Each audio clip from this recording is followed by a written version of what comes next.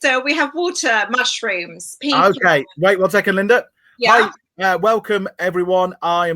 We are back with a live Q&A with Linda Sims, who is a nutritionist who is also vegan as well.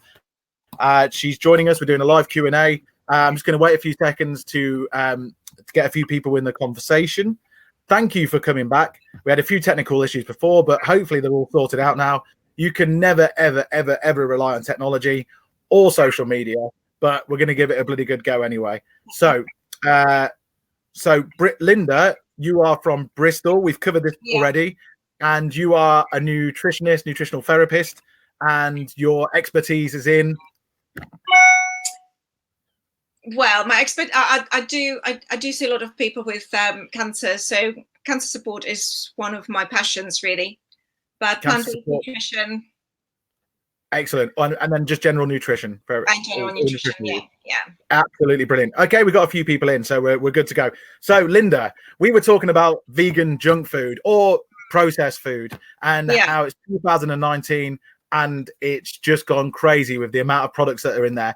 All meat, cheese, whatever alternatives. You were reading out a list. You read out a list before. One of them was for tofu, which was what ingredients? It was water, soybeans, and calcium. Water, soybeans, and calcium. And the second product you were reading out, what were the ingredients for that one? It was water, mushrooms, pea flour, onions, rapeseed, palm oil, rice flour, sodium alginate, guar gum, calcium phosphate, modified cornstarch, sodium ferrocyanide, pea protein, pea fiber, methyl cellulose, mushroom powder, parsley, black pepper, salt, sugar, mace, and sodium metabisulfite. And that is an absolute mouthful. Well done for reading out all those ingredients. That's a lot there. I took a guess before saying that it could be as scary as it is a burger, but you said it was actually. It was the shroom dogs. The shroom dogs, the faithful shroom dogs from Sainsbury's. They're one of the possibly the best vegan sausage out there at the moment, taste-wise, in my opinion. You're selling us that it's got a ridiculous amount of ingredients. But you know what? It's actually the most of those chemicals that I'm worried about are in the casing. So, remove the casing. But the skin, so that skin that they put all of that effort into. Yeah. That's the most chemical part of the actual shroom dog. It's funny, isn't it? When we're eating these products, you don't like. I swear, when I was vegetarian / meat eater, which was a long time ago, 10, 15 years ago or whatever, I didn't eat so much processed food. But now you sort of go into sort of overdrive mode, and you think, it's vegan. I mean, it's fantastic that they're cruelty free. It's the main reason why most of us are doing it. But you forget about. I don't read the list of ingredients on the back, so that really shocked me. What's the health implications to all of these processed foods that are coming out? Well, I think that the truth is we don't really know. That there are studies on, or not. There's not even research, but we know that some of these chemicals are irritants. So, like the sodium ferrocyanide, and having cyanide in just the word cyanide kind of scares me. Should do. But I looked that up, and it's used in rust oxy stain remover. That is a part of a basically product that removes rust stains. It's an acute toxin, an irritant, and also environmental hazard. So in the body, it's toxic to blood, lungs, mucous membranes. But that would be in a really sort of exposure of large doses. Which, of course, from this, you don't have large dose exposure. But I think the problem is that we're putting all these different things into our bodies, sort of mixture of it, or I would say cocktail of various chemicals. And we don't really know what it does in our body yet. But, even beyond that, when you look at some of the processed foods, lots of them will have cheap ingredients like sunflower oil. And sunflower oil is quite inflammatory. So that's the one thing I always look for. So even if I'm buying hummus, I'm looking for hummus that has olive oil or rapeseed oil rather than sunflower oil, because sunflower oil is rich in omega-6, and that can send your body more into the pro-inflammatory state. So even things that are not chemicals are not artificial, you've got to be careful with. Yeah, and so you brought up omega-6s there. Is that one of the biggest issues that we face by eating processed foods, by having too much omega? Is it omega-6 to omega-9s? What can you explain that further? So omega-6 to omega-3. Omega-3, yeah, sorry.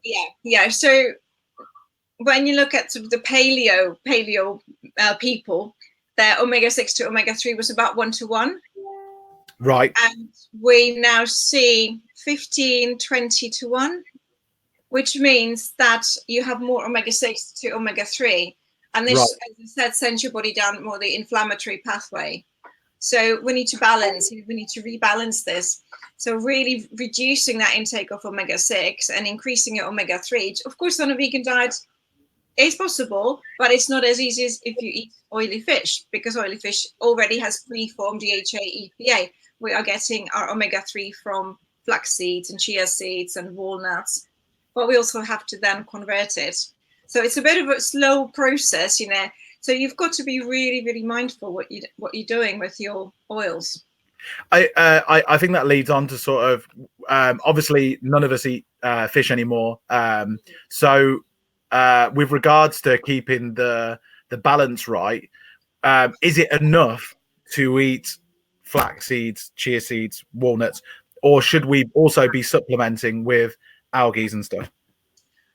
Yeah, that is a really good question, because it's not that easy. I can't really say yes or no. Yeah. It depends on your genes also. Some people are not very good at converting those plant-based omega-3 into DHA, EPA. Also, to facilitate that conversion, you have to have other nutrients in check. So your zinc, your magnesium, your B vitamins. So you've got to have really good diet to have all these cofactors to actually facilitate this conversion. Right. So one thing leads on to the other. It does. Yeah. So in general, I would say, yes, you know, if you are eating 1 tablespoon, 2 tablespoons flax seeds per day, you should be fine, providing you are eating a healthy diet. If you're eating a junk food diet and if you're having lots of omega-6, your body will naturally prefer that omega-6 pathway, because what's the negative, what will happen if we are low in, or this is out of balance, the omega-3 to omega-6? How will we notice that as a physical effect? Well, it's inflammation. Yeah. So will that lead on, do you mean like that lead on to sort of arthritis and it could be arthritis, it could be pain, you know, so various painful conditions like fibromyalgia they have inflammatory component to it. But even, you know, eczema, asthma. So for example, people who have eczema naturally have more propensity to go down that omega-6 pathway anyway. So if you are not supplying the body with enough omega-3, then you are going to be perpetuating that inflammatory pathway. So I would say, you know, supplementing is a good idea, especially if you have any inflammatory conditions. And for pregnant ladies, definitely, because you want to ensure that your baby is getting that DHA already preformed, because that's important for brain development. And for children, I would supplement. You know, my kids had supplement for quite well. They still sometimes take it, but not now as much as they used to. But it used to be daily DHA, EPA. It's for brain development. You should really make sure that little children up to 4 years old do get the supplement. We've got our first question, but before I go on to that, is there any way that you can test for the balance of the omegas? Yeah, you could do a private functional test. You know, you could look at your omega-6, omega-3. You can also you can have a genetic test and actually see if you are converting. Yeah. So, okay, cool. Okay, brilliant. And this leads on to our first question. It's from Christine. Let me just bring it up on screen. She says, I know you can get fortified vegan foods, but is there anything that you cannot get in a vegan diet that your body needs? Oh. Okay, so B12 was going to be the first one that comes to mind. You know, we have to supplement B12. You can potentially do it from the fortified foods, but you would have to eat about 3 portions of fortified foods per day. I don't eat cereal, so that's one out for me. You know, I'm not huge on drinking plant-based milks, so that's another one gone. So really, for me, I supplement. And you don't drink plant-based milks. What do you say? You don't have cereal. What do you have in your smoothies?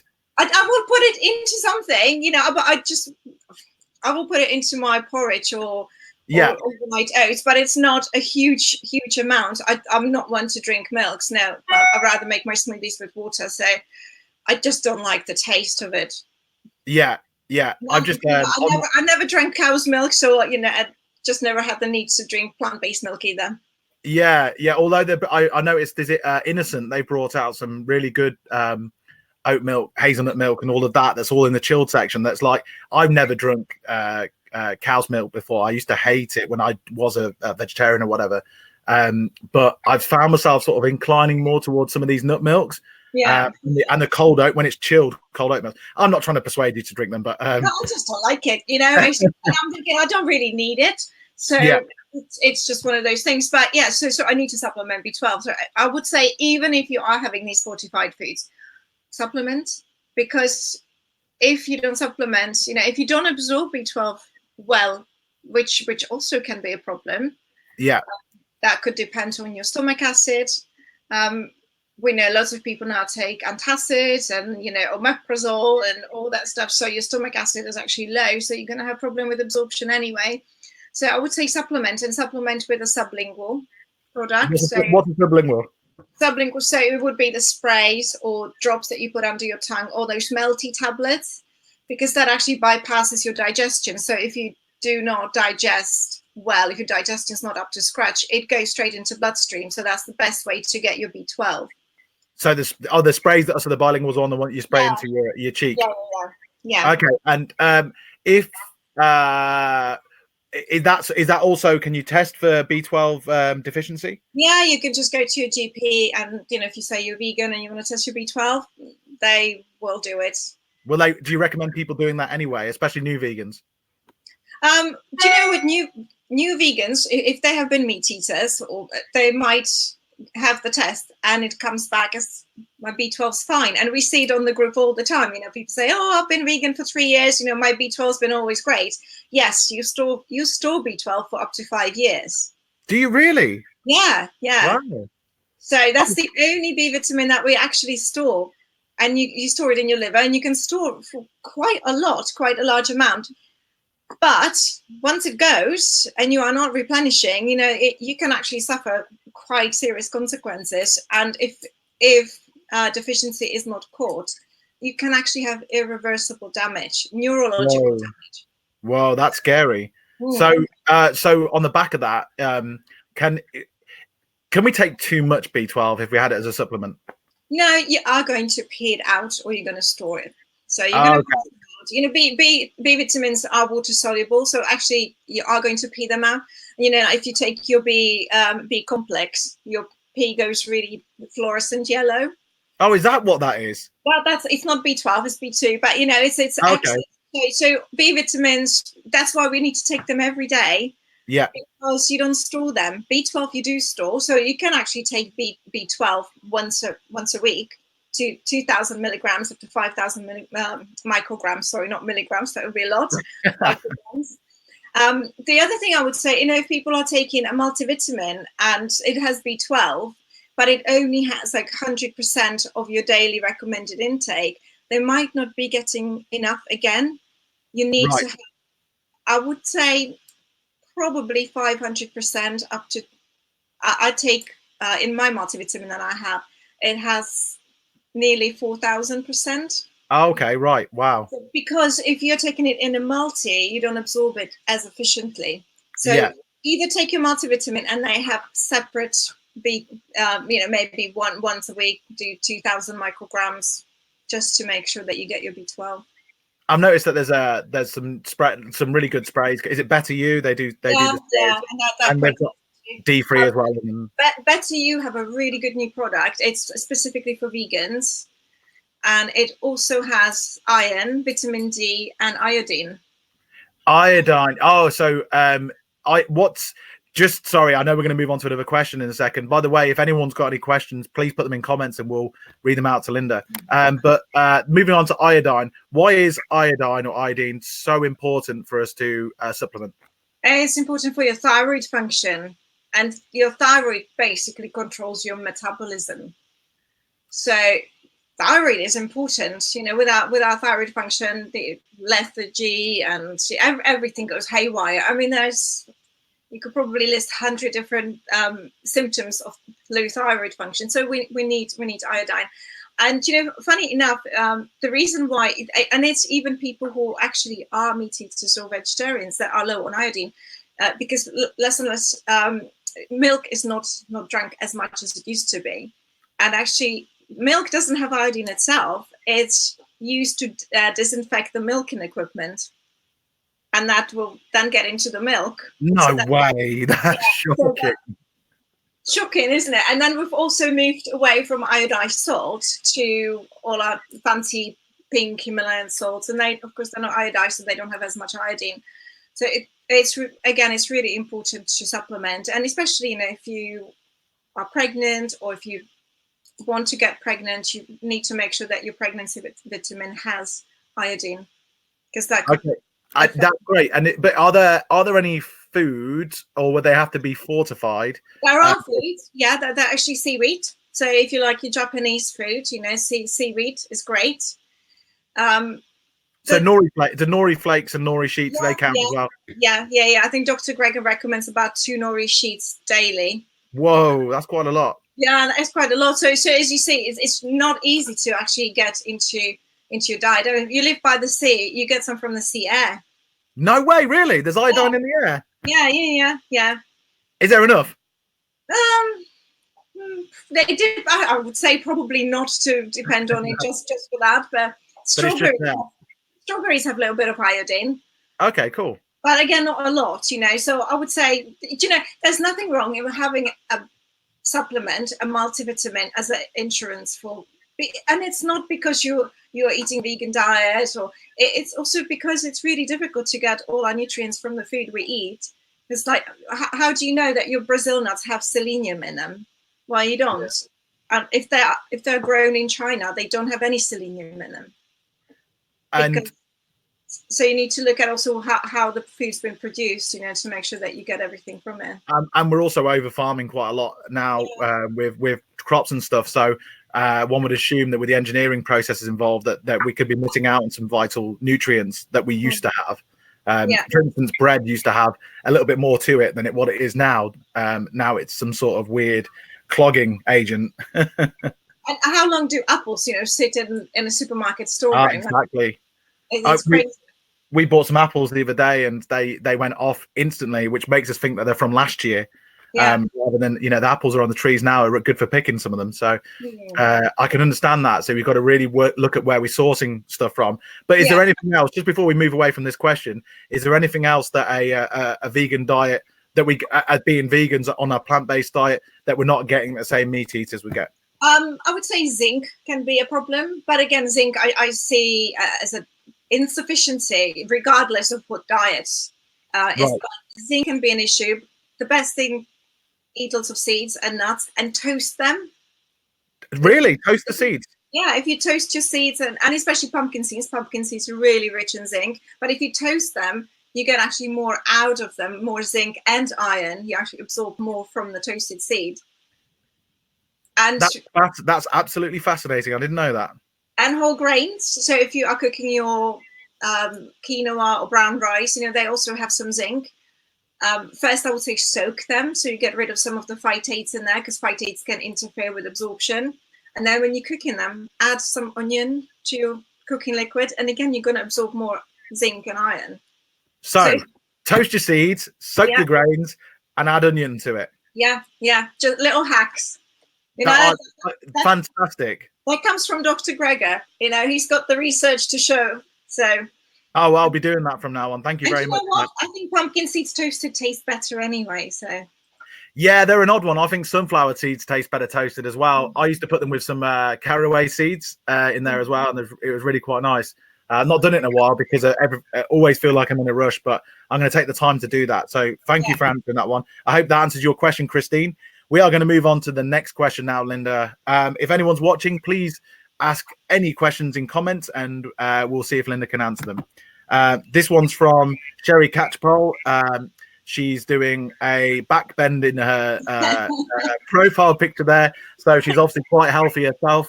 And she asks, is it okay to eat soya products? This is a big question. I don't know which way you want to go with it, but I'll leave it to you. I mean, simply yes. We could leave it at that. But I would say if you're eating soya, again, it comes back to the junk food. Eat traditional soya foods, like your tofu, like your tempeh, like your edamame beans. That's the best way to go. So really traditional foods, minimally processed. So is the problem with soya, because we obviously in Vegan Food UK, we've been going a few years now, and like it comes up almost daily that people say that too much soya is bad for you, and we try and work out where this information's coming from. Could you extrapolate on that a little bit more? Yeah, I can tell you where the information is coming from. It's coming from the Western Price Foundation. Okay, what's that? Group in America. Well, you could say nutritional group, but they're very much into sort of farmed, lots of meat, very much anti-soy. So there have been there are a few pieces of research showing that phytoestrogen might have negative effect, but these were done on rats, and they were done with really large doses of soya. Right. So I always say to people, look at Japan. They've got what, like 1/5 of breast cancer. They eat loads of soya.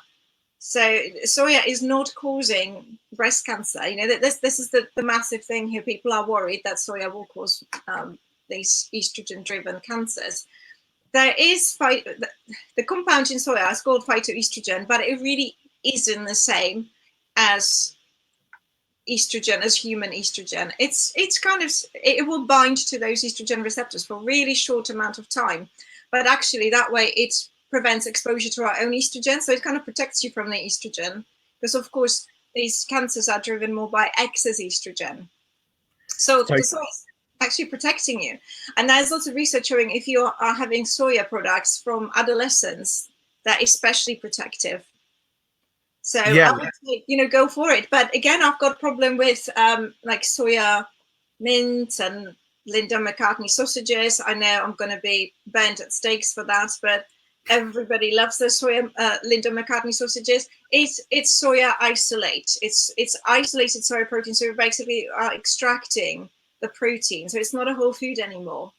So if you compare tofu, for 100 grams, there's about 11 grams of protein, tempeh about 12 grams of protein. Soya mint for 100 grams has 50 grams of protein. So it's been altered. And so if you have soya isolate protein powder, that will have 91 grams of protein for 100 grams. We're not supposed to be eating soya in that kind of form. And there are studies showing that actually eating this isolated soya protein can raise IGF-1, which is insulin-like growth factor, which is a big big component in sort of driving a progression of cancer, of tumor growth, especially in these estrogen-driven cancers. So, go for soya, go for tofu, go for tempeh, edamame beans, the natural soya products. But I would say, eat soya isolates minimally. And so you'd count soya, those soya products mentioned, the tempeh and the tofu, as part of a whole food diet still? Yes. Yeah, I would. Yeah. And specifically, the Emma's just come in here and said that in the East they've always eaten soya, and it's fermented. Obviously, tempeh's fermented, so that makes it even healthier, does it not? Yeah, it does. Yeah, it's even easier to digest. The other thing, lots of people in the West don't digest soya very well. You need really healthy guts. You need to have the friendly bacteria to help you digest soya products. So looking after your gut, and how do you repopulate, how you populate your gut with the healthy bacteria? Well, you eat lots of fiber. So it's lots of vegetables, whole grains, nuts, beans, all those foods. So the whole foods, and those encourage the healthy bacteria to populate your gut, and those then help you digest soya. Fantastic. So we really should be going for the whole food. We should go in tofu, tempeh, and stay away from the isolates, because that's where the problem is. You know, there's some really good products out there. If you look at, I know my local Sainsbury's has this curry tofu curry tempeh pieces. Oh, it's amazing. It's really amazing. That's by the plant powered guys, isn't it? We know them. And the members of this group actually, and they sort of wanted to bring tempeh to the masses again. Like tofu's become, like, it sort of went away and it's come back and it's popular again now. And I know certain people are obsessed with it, who might be watching this right now, and quite rightly so, because it is one of the most versatile ingredients I believe on the planet. You can do almost anything with it, but tempeh's a little bit more it takes a little bit more getting used to. Do you have any tips for that? It's like Marmite, isn't it? It's a bit like Marmite. You either love it or hate it. I absolutely love it. So, but then you can also get fermented tofu, you know, from the tofu company. They do tofu, which is fermented tofu, which is brilliant. You basically use it like you would feta cheese in salads. Oh, fantastic. And if we haven't, I mean, I've known about sort of fermented product for a while and how good they are, not just wine. But if we're tempeh, obviously it's good to sort of train ourselves, like we're kids again, to train ourselves to eat the broccoli and Brussels sprouts, because it's so good for you. And there is quite a few things you can do with tempeh. You can even mince it and stuff. But are there any other fermented products, because they're so good for your gut, that we can use and we can take that on a daily basis that might be cheap and reasonable, tastier, whatever? Yeah, so yogurt, you know, great, like your coconut yogurt, or I quite like the sugar-free Alpros. I must say this, I always stay away from yogurts that have glucose fructose syrup. Fructose syrup. Yeah, I stay away from those because, you know, our body doesn't really know how to process that very well and go straight to your liver. So you are better off eating yogurt that has a bit of regular sugar than glucose fructose syrup. But you can get some good sugar-free yogurts now. So yogurt, great. Kefir, you can get. Do you know the Biomel company? They do fermented coconut milk and almond milk. So those are great. Kefir. So kefir, you can get coconut kefir. You can get water kefir. I keep killing my water kefir for some reason, but kombucha. Kombucha, yeah. And how would people start on a kombucha journey? And what is kombucha? So kombucha is fermented tea. You get this little alien baby that you put into your tea with lots of sugar. And this is where people get really worried. You know, there's sugar. It's going to be sugary. But no, actually, that kombucha, the SCOBY, that little alien eats the sugar. So the end product is actually quite low in sugar. It can go, you know, I would say first try it from a health food shop just to see what the flavor is like. And if you're making your own, you've got to find the right time, you know, when to drink it, because it can go into vinegar quite quickly.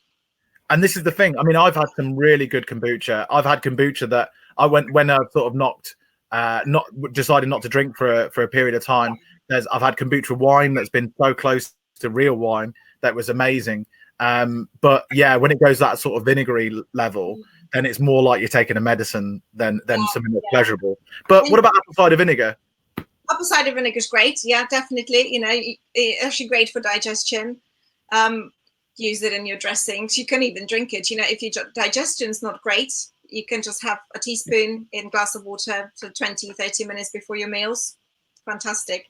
And then sauerkraut, you know, all the fermented vegetables. Great. Kimchi and sauerkraut. So they're things that we can do and make at home ridiculously cheaply. Yeah. And it's what some civilizations in Europe even as well have been living off and keeping healthy off for a very long time, is it not? See, I come from Czech Republic, you know, we grew up on sauerkraut, so it's come here like, you know, it's this new thing. But yeah, sauerkraut's been always part of my diet. But make sure you know, if you don't want to make your own, buy it from a health food shop where it's raw.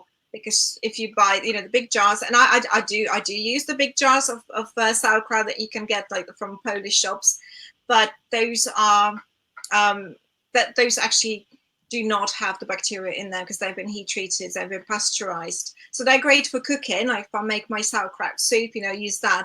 But if you want the probiotics, you need to have the raw stuff. Same with miso. So unpasteurized miso paste. Amazing. So it's got to be unpasteurized. Yeah, it needs to be raw. Wow, I didn't know that. So God, we're picking up so many tips from you today. So I've bought the I think it's a Polish sauerkraut from the World Food section in Sainsbury's before. It's a big jar, so that's not got the right nutrients in it, no. No, it won't. No, because it's been heat treated, so it won't. But it's still great. It's still delicious. Yeah, you still got fiber. Stick it into soup. Brilliant. It's nice for stream dogs, Linda. I bet it is. If you missed the stream dog joke, that's because Linda read off a huge long list of ingredients earlier that was actually quite shocking, and it belonged to the stream dog. And we're talking about whole foods here and junk food. And yeah, no, we're singling out shroom dogs, but it could be applied to any sort of vegan meat product. So before I move on to the next question, just one question I got for you about that. How with regards to junk food, I've got a feeling that if you're sort of into it and the processed food and all of the Beyond Burgers and whatever's coming out, it's so exciting. And Janine and I have maybe a day each week, or maybe just the weekend, where we have a little bit more of those things to try them out. And sometimes through the week we get sent samples all the time. Yeah. But how often should we be having that, or should we really go sparingly with it, or what's the whole food to junk food ratio? Oh, it's really difficult. Yes, don't have it every day, but have loads of veg to offset it. So if you have your whatever burger, have a big salad, have vegetables. So half of your plate should be vegetables, non-starchy vegetables. So your greens and carrots and broccoli, all that stuff. Quarter protein, quarter nice whole carbohydrate.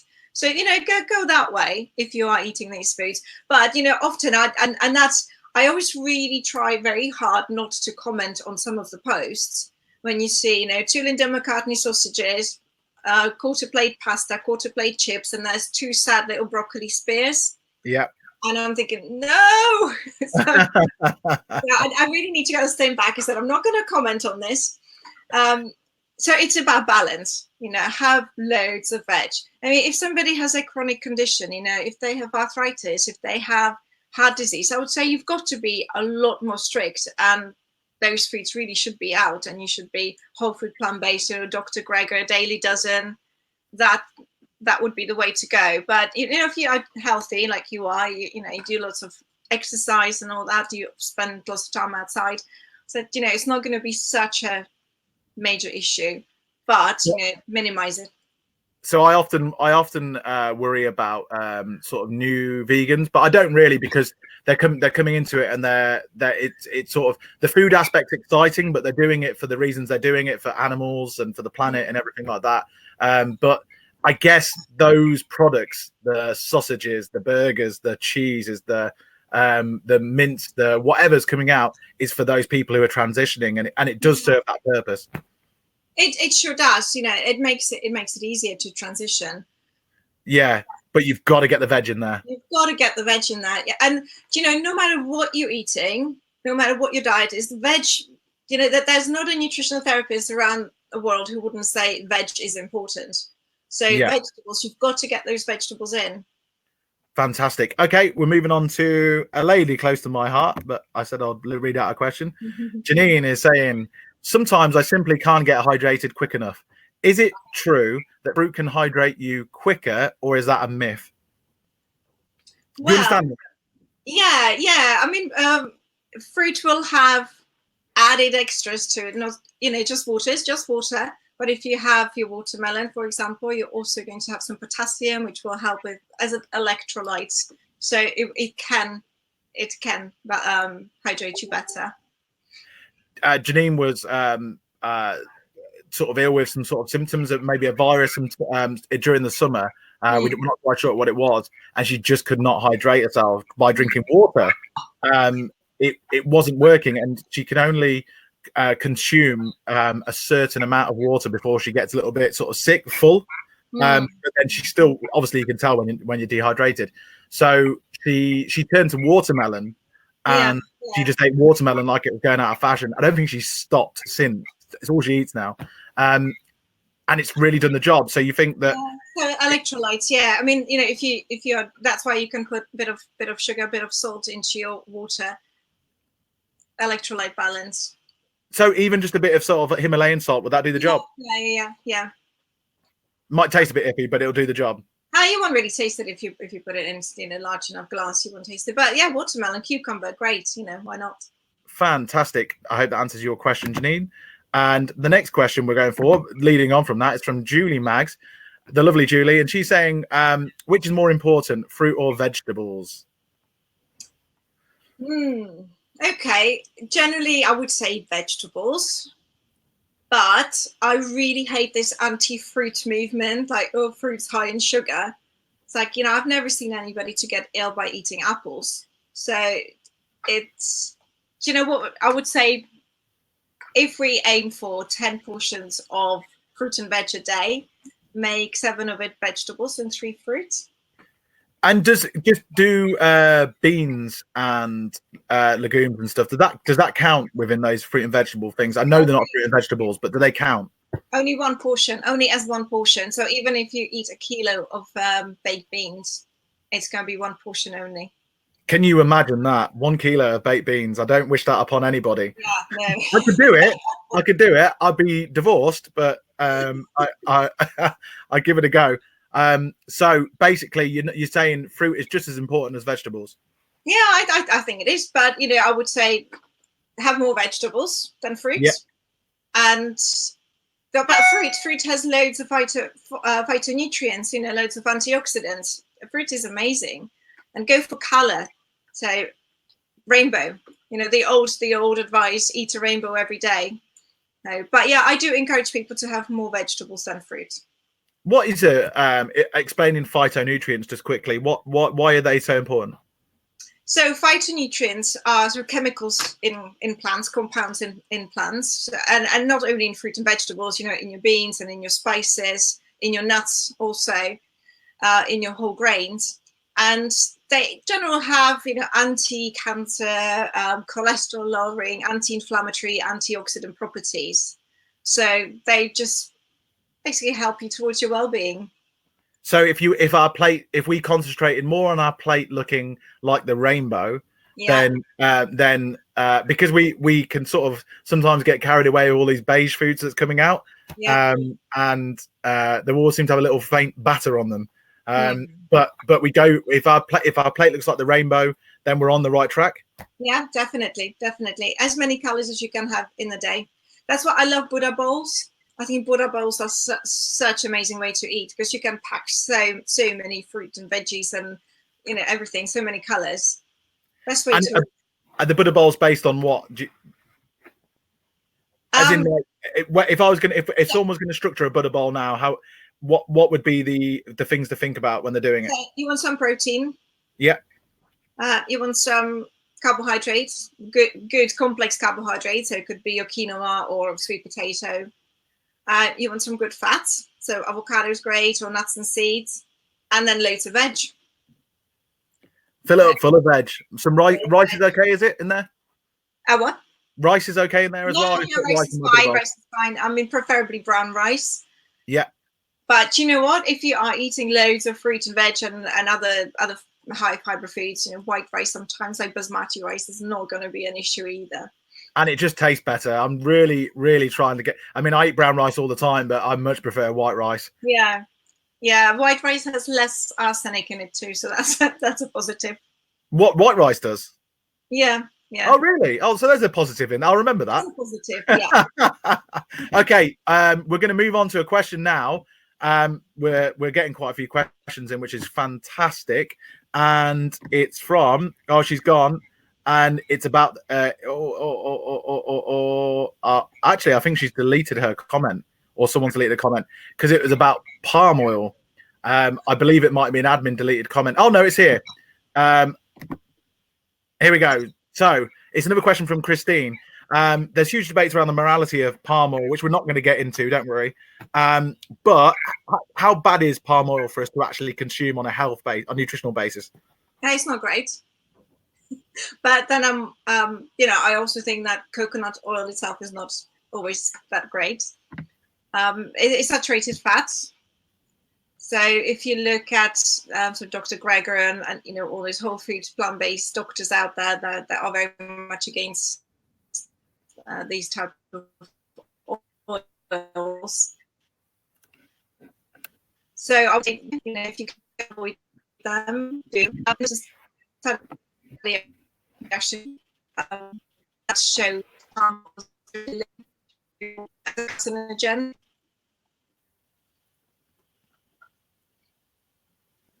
I'm freezing up just a little bit here. Yeah, oh, there we go. We're coming back. But I saw some research. I would have to look it up again. But those palm oil consumption was linked to cancer, to increased risk of cancer. But would have to look up that study again. But I vaguely remember that. So I'd rather have olive oil, good olive oil, than palm oil. Yeah. None of us are going out there and pouring palm oil onto our food anyway, are they? Unfortunately, exactly. It's in food. It's a different conversation for a different time. But stay away from the palm oil if you can help it. Yeah. So we're going to just quickly go back to with Sally Thompson's sent us a question, and it's going back to B12 and vitamin D deficiency. She's got a deficiency with it, and but she worries about newer vegans. What advice do you give? This is a bit of a recap from earlier. Yeah. As we said, I would recommend to supplement. We said that new vegans, that if they have been eating meat, they might have a good stores. They might have good stores of B12 because you can store up to 5 years. So their blood tests may keep coming back as normal, but there will be time when those blood tests won't be normal again anymore. So you really need to supplement. And I would say go for supplement rather than fortified foods because it's much easier and you are going to absorb it. So go for those sublingual supplements as we talked about, the sprays, the drops, those melty tablets that you can put under your tongue. And I work outdoors, Linda. I might get enough vitamin D into my body. Yeah, very likely. So if you are exposing your skin to sunshine daily, and at least I would say, of course you don't want to burn, because you do want to protect your skin from potential skin cancer, but do stay outside for at least 20-30 minutes without any sunscreen. Yeah, but without burning. Yeah. You don't want to get to the point of burning, but just 20-30 minutes will be plenty. And you can store that as well. You store it, but by about Christmas, I think you lose about half of it. So comes January, you really won't have a lot stored, and of course we're not getting much from our food, and that is regardless what your diet is.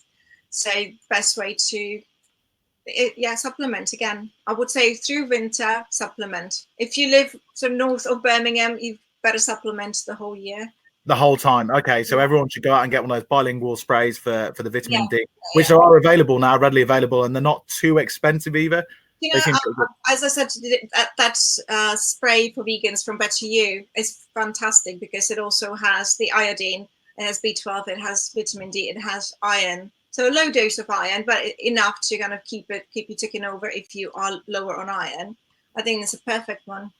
So you just can't go wrong. One spray in the gob every single day from the Better You spray. We're not sponsored by Better You, by the way. No, we know, but it's a really, really good product that I've been using. But of course, there are other products out there. Of course there are, but so it's about finding the right one. But bilinguals would be one of the most efficient ways of doing it. Okay, thank you very much for that question, Sally. We're moving on to okay, Julie. I know Linda. How are you for time? Are you okay? Yeah, I'm okay. Yeah. Okay. So this one's from Julie. I fry mostly with coconut oil. What is the healthier alternative? Don't fry. Don't fry, Julie. Stop frying your food. That would be the best alternative. But you know what? Coconut oil as frying as oil for frying is actually not too bad. Well, if you're using it in these so small amounts, if you're conservative about it, if you're not deep frying, if you're not making loads of coconut fat-based cheesecakes and sweets, you should be fine. And if your heart is healthy, it's always about, you know, the individual in front of you. I mean, I love coconut oil pulling. I think that's brilliant because it's fantastic for your teeth and oral hygiene. So, you know, I'm not completely against coconut oil, but I don't use it very often. I use it here and there. Oils for frying. I mean, if you're just sauteing, olive oil's great.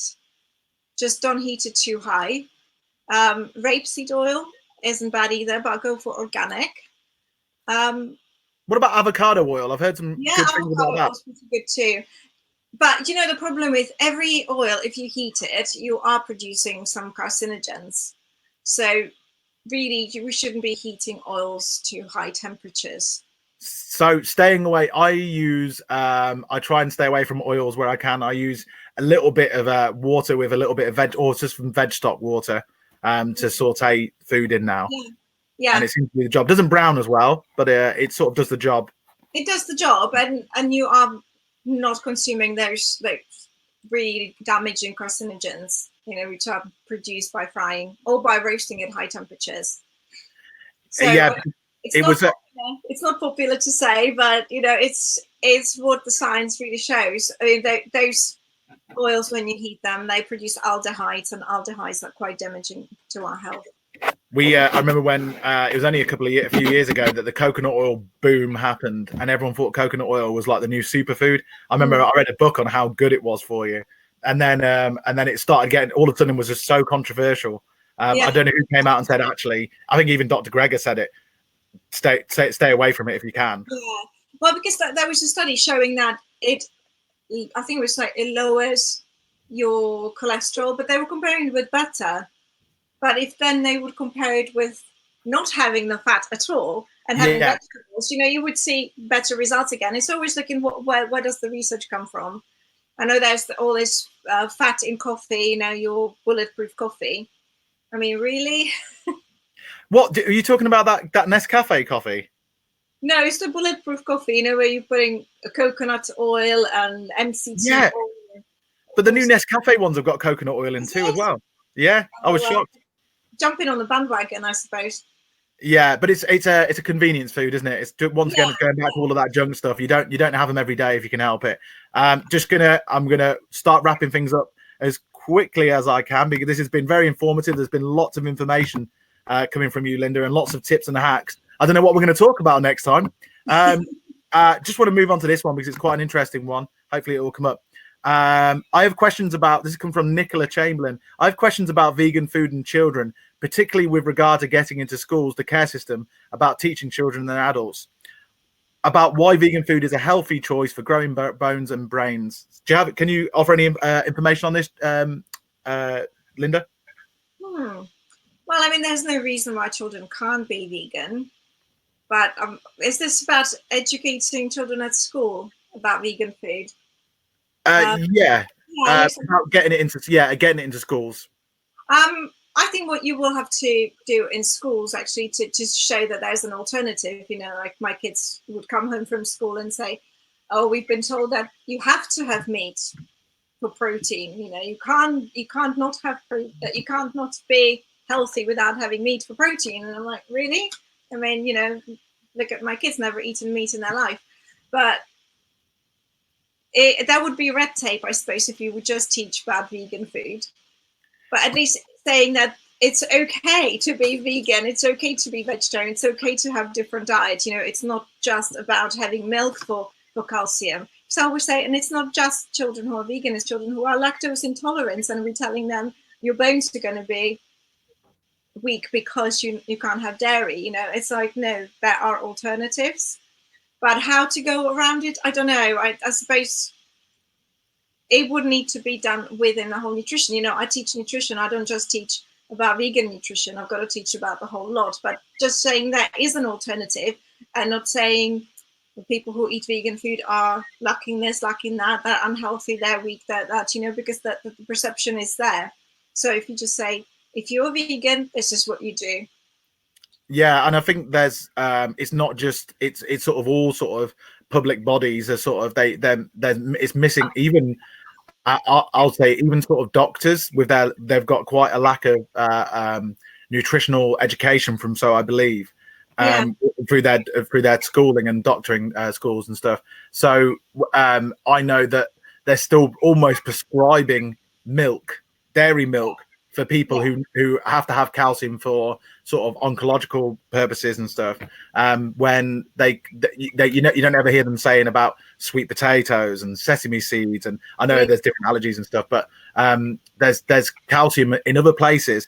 And on a personal note, I don't know if anyone else had it, but when I was younger, I used to get those little white nodules underneath my fingernails. Yeah, those little spots. Since I've been vegan, I've not had them ever. Yeah, no, it's very easy to get calcium with milk because it's quite concentrated. So it's much easier to say to somebody, give your child a glass of milk than give them broccoli and tahini. And it's just because it's easy and people will do it. People will give child a yogurt, but children are picky. So I think they just do it for that reason. But yeah, the education is not there because I think doctors get like 2 hours of nutritional, and it's also the nutritional education they get is geared towards particular conditions. So it's not like an overall. That I know that Bristol University, the medical school, they are changing that. They're actually focusing more on nutrition. Thank God. It is changing. It is starting to change slowly. So hopefully, we'll see some progress in there. But yeah, it's still a big thing. I see it with lots of my clients who come and say, if, for example, eczema, and doctor says to them, oh, diet's got nothing to do with it.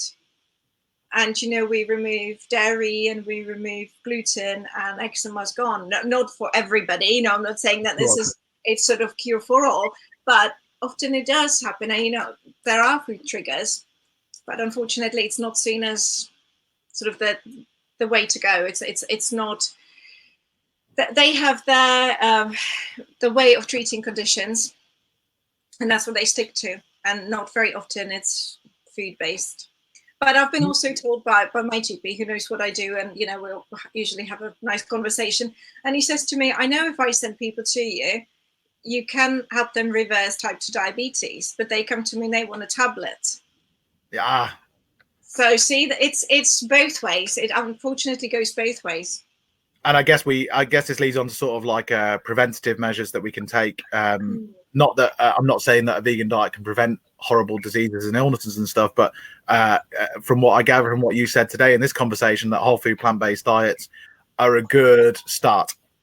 Well, like Dr. Greger says, if the only disease you could prevent and reverse is heart disease, well, why shouldn't we give it a go? The whole food plant-based diet, because it's still, heart disease is the biggest killer in the US. It's one of the top 3 killers in the UK. So, and people don't think about heart disease is dangerous because there are so many medical advances. So you can keep people alive for longer, but are they actually living a good life? You can reverse heart disease. And that's good to know. And I think this is where it's all leading towards. And obviously, we need a lot of studies to back up all of this up as we move forwards. And that's why we're so grateful to you for all the work that you do, Linda. And I just wanted to end on one question, and it's from Bobby. And she's asking, she'd like to know what a vegan nutritionist eats in a day. Linda, take it away. Yeah, it really depends. I'm not a big fan of breakfast, but I do make myself eat it. So, breakfast is my least favorite meal of the day. It generally will be something like non-dairy yogurt with some fruit and some flax seeds, or sometimes just fruit because I'm lazy and I just throw a few walnuts in there, or porridge. Yeah, that would be probably the most common breakfast that I make. Lunches, I love, if I'm working from home, I really love cooking for myself. And the one thing that I cook probably the most will be buckwheat noodles with whatever vegetables I find. I've been known to put like a whole cabbage into my stir fry, and make satay sauce. I love peanut butter, so satay sauce. That's my thing. But soups like lentil soups, And dinner, that's a family meal, so it really varies. Vegan macaroni and cheese. That's Nice. one of my favorites. What do you make your cheese sauce out of, Linda? I make it from butternut squash, so it's got hidden vegetable in it. Nice. Butternut squash and tofu and cashew nuts, and then you have all the usual, the nutritional yeast and mustard and miso paste, and I bake it. That's popular. I bet your family bloody love you. That sounds fantastic. Well, I could eat all of that food right now. So I just wanted to say thank you for doing this. And this is going out onto our YouTube channel, our Vegan Food UK YouTube channel. It's also going to be our very first Vegan Food UK podcast as well. So thank you for doing that, Linda. And can you just quickly, before we wrap up, can you tell everyone how they can reach you and get in contact with you and find out what you're up to? Okay, well, my Facebook page, probably the easiest one. So it's Linda Sims Nutrition. That's linked in the description to this video. Yeah, so that's the easiest way that, if somebody wants to ask me any questions, feel free to PM me. If I have the time, I will answer. I'm on Instagram, and of course I've got my website, so anybody can contact me there. And what's your website again? It's lindasimsnutrition.co.uk. lindasimsnutrition.co.uk. I'll make sure that all of those details are in the description to this video. And if you're listening on the podcast, and if you're watching this after this live broadcast, then thank you for watching. Drop any questions in and we'll monitor them still after this. And thank you for watching. We'll see you next time. Linda, thank you very much. Thank you, Liam. Okay, take care, everyone. Goodbye. Bye. Bye.